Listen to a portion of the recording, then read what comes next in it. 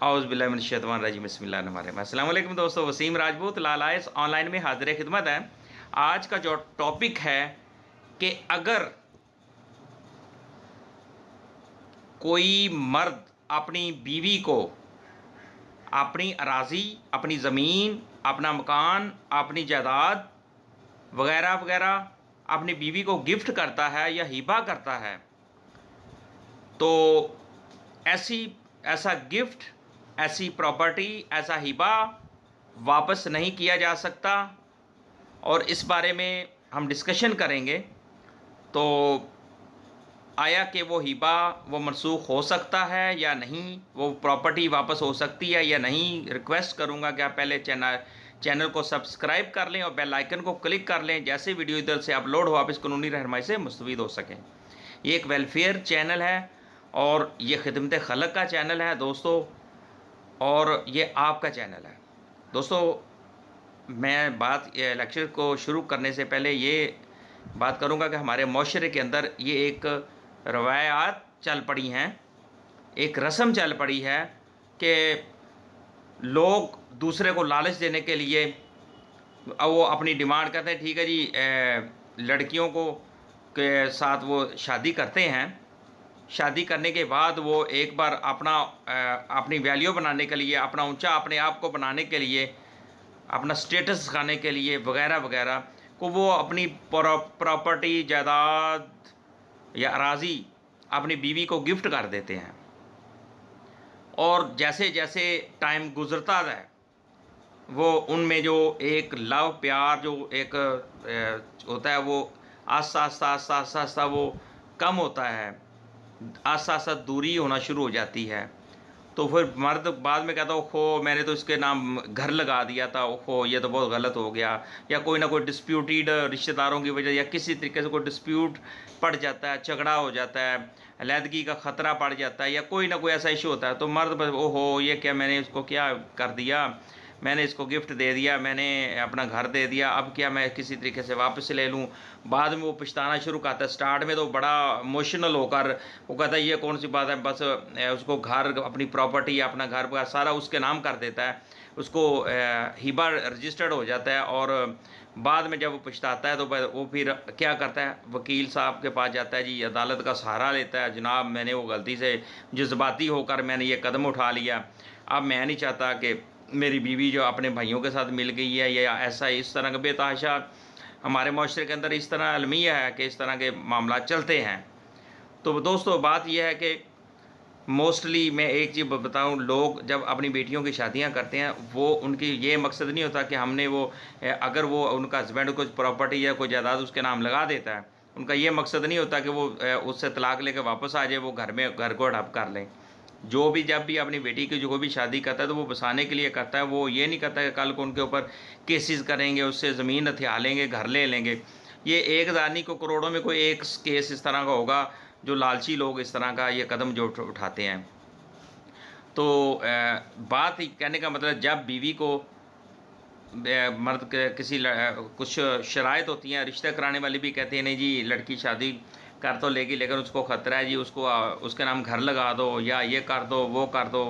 तो ये चीज़ें करेंगे तो वो हम हो जाएंगे। कई लोग इस तरह की शराइत रख लेते हैं, शर्तें निकाहनामे के अंदर भी शर्तें रख लेते हैं। तो उसमें एक चीज़ मैं बता दूं, जब भी कोई शख्स किसी औरत के साथ शादी करता है और वो अपनी बीवी को अपना मकान या घर या निकाहनामे में लिख देता है कि हिबा कर देता है, या हक़ मेहर में लिख देता है, या हिबा कर देता है, गिफ्ट कर देता है, तो दोस्तों वो वापस नहीं हो सकता। इस केस के अंदर यह PLD 2021 लाहौर हाई कोर्ट की जजमेंट है, 33 पेज है। इसमें अब इस्लामी रवायात के मुताबिक शौहर की पहली और सबसे अहम ज़िम्मेदारी ये है कि वो बीवी के साथ एहतराम व शफ़क़त से पेश आए। एक चीज़, शौहर ने बीवी को अपनी अराज़ी गिफ्ट कर दी और यानी कि और हिबा कर दी। इसके बाद कुछ दिन गुज़रे, वो जो मैंने स्टार्ट में बात की थी, कुछ दिन गुज़रने के बाद उसने सोचा मेरे से तो गलती होगी, मैंने अपनी बीवी को गिफ्ट कर दी प्रॉपर्टी, मैंने हिबा कर दी, ये मुझे नहीं करना चाहिए था। वो बस जज्बात में अगर जो आया या जैसे प्यार से आया, जैसे भी शराइत में उसने लिखा या जैसे भी किया कर दिया। اور شوہر کو بعد میں پچھتانا ہوا، اس نے فوری طور پر عدالت میں جا کر ہبہ نامہ کی منسوخی کے لیے دعویٰ دائر کر دیا لاہور۔ اس کے بعد سول کورٹ سے جو کیس تھا اس کے خلاف ہوا، اپیلیٹ کورٹ سے خلاف ہوا، پھر ہائی کورٹ میں چلی گئی اپیل۔ لاہور ہائی کورٹ نے شوہر کے خلاف اور معاشرے میں خواتین کی حالت زار کے بارے میں انتہائی سخت ریمارکس دیتے ہوئے شوہر کی نگرانی جو تھی، جو ہائی کورٹ میں نگرانی کی تھی، اس کو خارج کر دیا اور قرار دیا کہ جب بیوی کو جائیداد گفٹ یا ہبہ کوئی ہسبینڈ اپنا کر دیتا ہے تو گفٹ واپس نہیں لیا جا سکتا۔ P L D 2021 Lahore high court 33 page ہے۔ تو دوستو بات کہنے کا مطلب یہ ہے کہ لاہور ہائی کورٹ نے بڑے خوبصورت ریمارکس دیے ہیں اس ججمنٹ میں کہ جب ایک چیز گفٹ، ویسے بھی کسی کو کوئی چیز گفٹ دے دی جائے وہ واپس نہیں ہوتی، تو یہ نہیں ہوتا کہ بس میں نے آپ کو گفٹ دیا تھا وہ آپ مجھے واپس کریں، یہ ایک لا ہے۔ اب یہ لاہور ہائی کورٹ کی بہت خوبصورت judgment honourable Lahore high court نے دی ہے، جس میں دوبارہ بتانا چاہتا ہوں کہ وہ جو جب بھی کوئی شوہر یہ اگر اس طرح کا جو کام کرنا ہے، جب شادی کرنی اس طرح کی شرائط آپ کے سامنے آ جاتی ہیں یا آپ ایموشنل ہو جاتے ہیں، تو اس میں یہ نہیں کرنا کہ بس فوری طور پہ بس یہ تو گھر میں نے آپ کے نام لگا دیا اور ساتھ ہبہ نامہ لکھوایا اور اس کو رجسٹر کرایا، اس کے نام اس کو گفٹ کر دیجیے۔ بعد میں پھر جب کچھ دن گزرتے ہیں، جب آہستہ آہستہ دوریاں شروع ہوتی ہیں، نفرتیں جنم لیتی ہیں چھوٹی چھوٹی، اور رشتہ داروں کے یا آپس میں خاندان کے اندر چھوٹی موٹی مسٹیک، غلطیاں جنم لے لیتی ہیں، تو پھر وہ مرد بعد میں پچھتانا شروع کر دیتا ہے، اوہو میں نے تو گھر لگا دیا تھا، گفٹ کر دیا تھا، اب کیا ہوگا؟ پھر وہ کیا عدالتوں کے دھکے کھانے کے لیے تیار ہو جاتا ہے۔ لیکن اس ججمنٹ سے یہ ظاہر ہو جائے کہ جب آپ گفٹ دے دیتے ہیں یا نکاح نامے کے اندر حق مہر کی صورت میں آپ گھر لکھ دیتے ہیں، تو اس میں یہ واپس نہیں ہوگا، یہ آپ کی 100% اپیل خارج ہی ہوگی۔ لیکن کچھ حالات و واقعات ایسے ہوتے ہیں جو وہ حالات و واقعات پہ ڈیپینڈ کرتا ہے کہ وہ آپ نے کس صورت میں دیا تھا، کیا ریزن تھی، کیا نہیں تھی۔ لیکن اس ججمنٹ آنے کے بعد یہ کلیئر ہو گیا ہے کہ جب آپ کوئی پراپرٹی اپنی گفٹ یا ہبہ کریں گے وہ واپس نہیں ہو سکتی، اور وہ اس شوہر کی جو نگرانی تھی آنریبل لاہور ہائی کورٹ نے خارج کر دی۔ مجھے اپنی دعاؤں میں یاد رکھیے گا، جہاں رہیں سلامت رہیں، اور ایک ریکویسٹ کروں گا، اس طرح کے جو معاملات ہوتے ہیں اس میں آپ انسان کو جذباتی نہیں ہونا چاہیے، کو فوری طور پہ جو ایویں وہ 30 مارکہ بننے کی کوشش نہیں کرنی چاہیے۔ لہٰذا یہ جو جتنی بھی سائٹیشن قانونی رہنمائی ہے میرے پاس آتی ہے، میں فوری طور پر اس کو ڈاؤن لوڈ اپلوڈ کر دیتا ہوں تاکہ دوستوں تاکہ اس طرح کے